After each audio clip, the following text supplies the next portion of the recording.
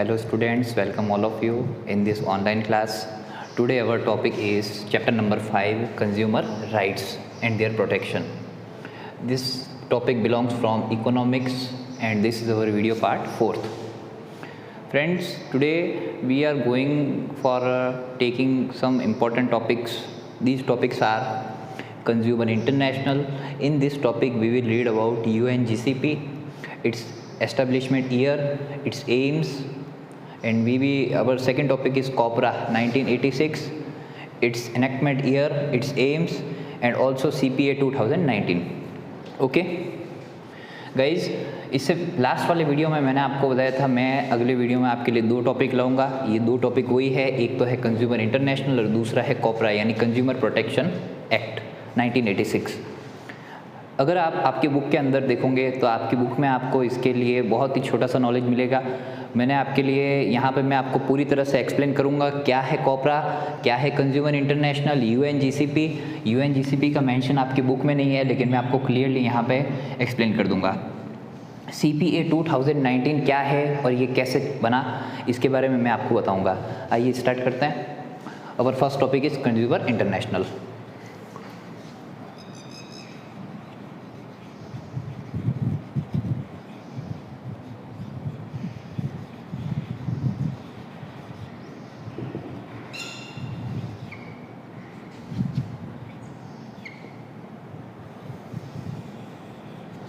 Friends, our topic is Consumer International. That at first we have to know what is Consumer International. Then I want to tell it is a group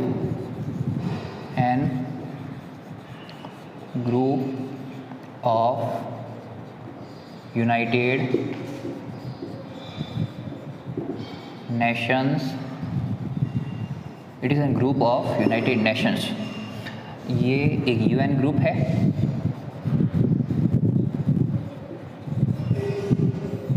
This groups discussing about universal problems.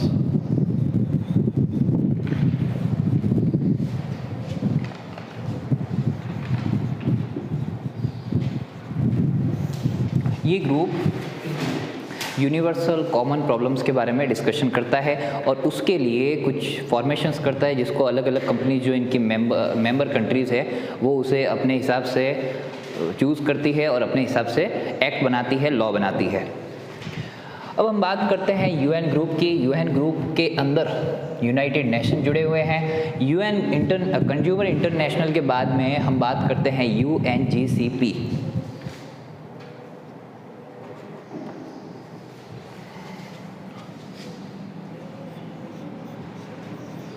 यूएनजीसीपी.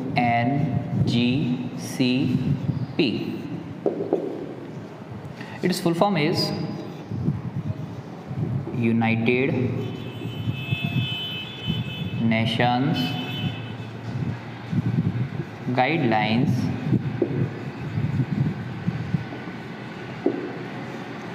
for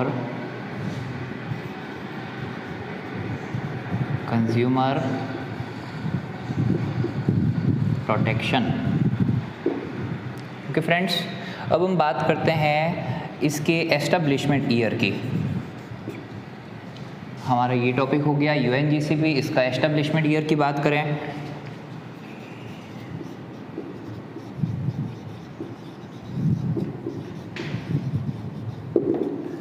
इसका establishment year 1986 है. 1986 दिसंबर के अंदर इसका formation हुआ था. Guys, UNGCP का हमने establishment year देखा. After that we will read about aims of UNGCP.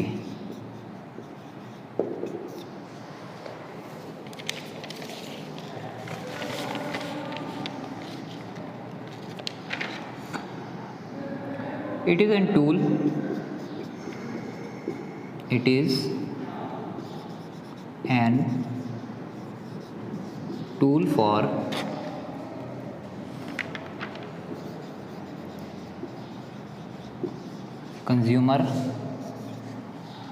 consumers protection. Consumers के प्रोटेक्शन के लिए ये एक इंटरनेशनल लेवल का टूल है यानी कि औजार है. टुडे आज ये एक इंटरनेशनल फाउंडेशन के रूप में उभर रहा है। Today it is rising as an international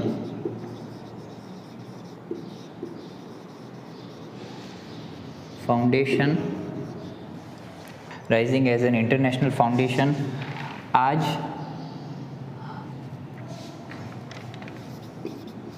220 member organisations, I think यहाँ पे स्पेस कम है, मैं ऊपर लिख रहा हूँ।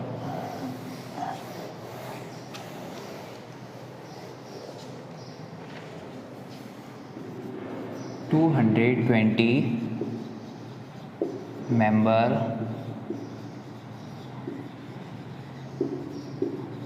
ऑर्गेनाइजेशंस जो है वो over 115 countries are connected. It means 115 बड़ी बड़ी कंट्रीज़ में से लगभग 220 बड़े बड़े जो ऑर्गेनाइजेशंस है कंज्यूमर प्रोटेक्शन के लिए, वो आज इस इंटरनेशनल फाउंडेशन से जुड़े हुए हैं, यानी कि UNGCP के अंडर में जुड़े हुए हैं। गाइस, हमारे ये दोनों टॉपिक्स भी हो गए। इसके बाद में हमारा अगला टॉपिक है कॉपरा 1986।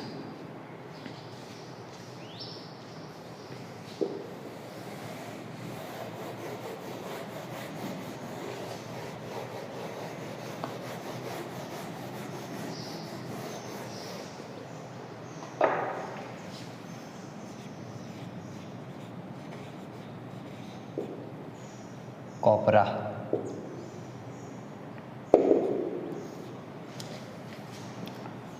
इसकी फुल फॉर्म होगी consumer protection act. It is the full form of COPRA. अगर हम बात करते हैं कॉपरा, ये जो एक्ट है इसका फॉर्मेशन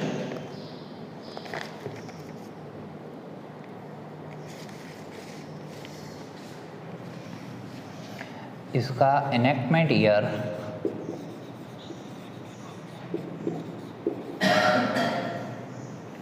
इसका एनेक्टमेंट ईयर 1986 है।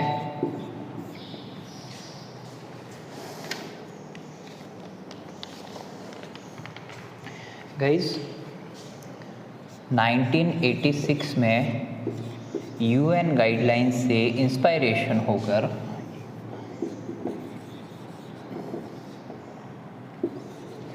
UN गाइडलाइंस के इंस्पायरेशन से हमारी Indian government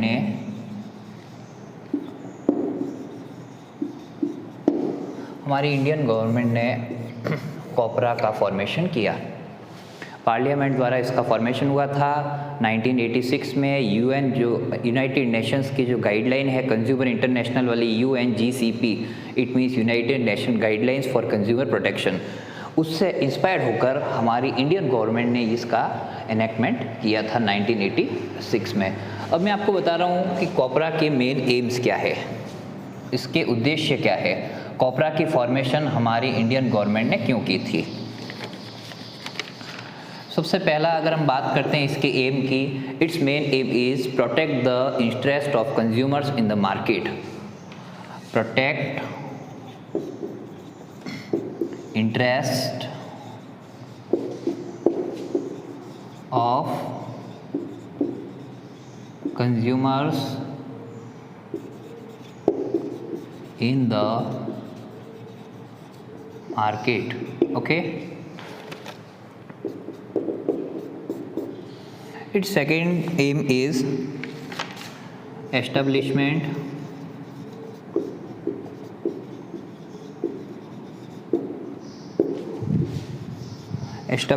of consumer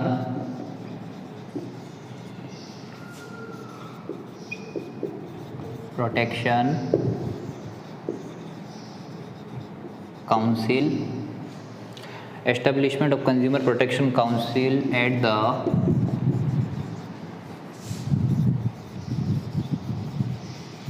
central state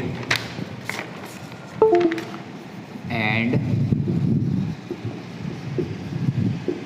district levels.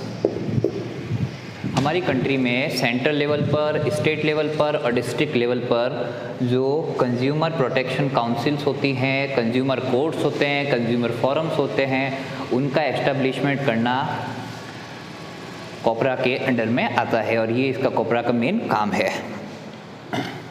अब हम बात करते हैं आगे, और भी कुछ इसके एम्स है।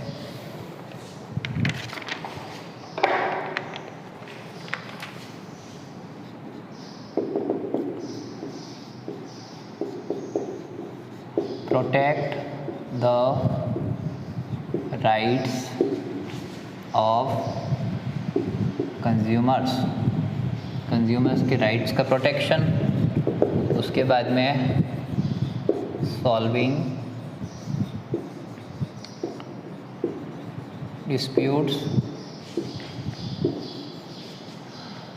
Disputes of consumers in market. Market में कंज्यूमर्स के जो डिस्प्यूट सामने आते हैं उनको रोकना भी, उन डिस्प्यूट्स को, उन विवादों को सुलझाना भी कॉपरा की जिम्मेदारी है।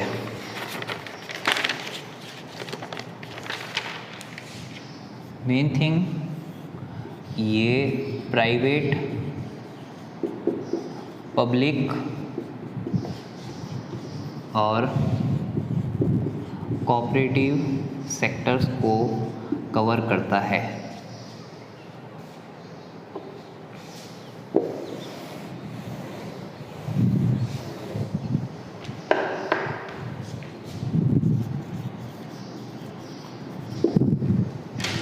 ये private, cooperative and public sectors को कवर करता है। और सबसे मेन बात,